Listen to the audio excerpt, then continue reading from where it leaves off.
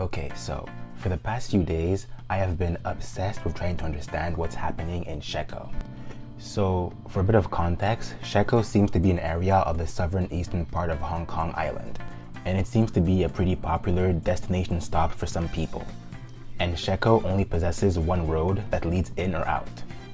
So why am I speaking about this? Well, a few days earlier, Sheko's main road that leads outside was destroyed by a landslide. And as the only road that exists for the area, it basically meant that everyone in it was essentially stuck. Which means for a short period of time, 200 people were cut off from the rest of the world. This left residents with only two options. Either A, to wait until the road was fixed, which could take several days, or B, evacuate through the sea. But again, there were 200 people there, so that could take a really long time. Basically what I'm saying is, they were essentially stranded there for a very long time.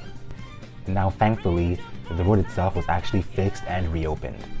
But the point I'm trying to get across is to show how dangerous natural disasters can be. In under a few days or a few hours, your entire world can be flipped upside down. But you're probably wondering why I'm even talking about this. I mean, it is a horrible situation, but natural disasters happen all the time. Well, in this specific instance, what happened here can be an omen of future things to come. Okay, so for those who don't know, the landslide in Sheko was caused by massive rainfall all throughout Hong Kong. In fact, it became a black rainstorm warning, the highest level it can be. And I can't express enough how massive this rainfall was. At some points, the downpour was so heavy, it exceeded 100 millimeters per hour. And some reports say that number was actually double, which means most residents could not leave their house or even walk in the streets. There's so much footage of people being stuck in their cars or being carried away in the rain when they're trying to walk somewhere. This rainfall was so massive, it was recorded as Hong Kong's heaviest rainfall in at least 140 years. But more importantly, this has led to the death of 2 people and who knows how many injured. This has led experts to call the rainstorm that attacked Hong Kong a once in a 500-year event, which is something you hear a lot more frequently lately. When the event was over, many experts blamed the obvious culprit, climate change. And that's one other point I'd like to get across. When most people think of climate change, they think of global warming, as in the earth getting warmer. But again, climate change is far more than that.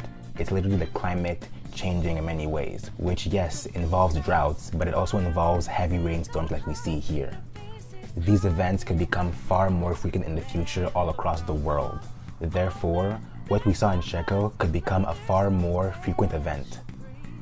With many cities around the world experiencing massive rainstorms that will leave them blindsided and unprepared. Now, one thing I would like to emphasize here is the disaster prevention that we saw in Hong Kong, because many people believe that what we saw was not adequate enough. In fact, many residents of Sheko believe that the municipalities and the higher-ups did not do a great job when it came to helping them. And I think that's the main issue. When it comes to events like this, the main thing protecting you is your government prevention plan. But as we've seen all across the world, many governments don't take climate change that seriously. But then again, there still are some things you can do to prepare yourself. Even before you know a storm is coming, it's always good to have an emergency kit with you and to also have an evacuation plan ready. This is also good for any situation outside of a rainstorm. But if you do know a rainstorm is coming, there are some things you can do to prepare yourself. For example, if you can, clean gutters, drains, and downpipes. That way the rainstorm will pass far quicker. When it comes to your own home, make sure your roof is in good repair. When it comes to your own house, make sure your roof is in good repair. Trim down dead branches and cut down dead trees to reduce the danger of these falling onto your house during a storm.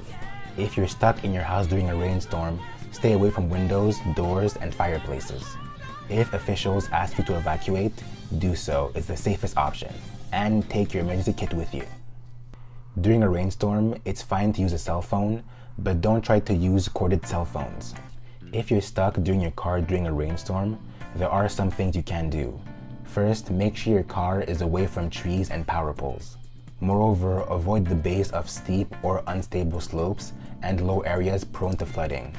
And most importantly, stay in your car. Don't go outside. And that's about it. I'm pretty sure there are many other things you can do, and I do advise you to do your own research. The advice I pulled up comes directly from my country's government. However, it might be different for yours. So always make sure to be prepared and informed. The events that happened in Sheko will happen again. There's no way around it. However, what we can do is stay prepared for the future to reduce the amount of damage. And on that note, thank you so much for watching. Don't forget to like, comment, subscribe, and I'll see you next time. Peace.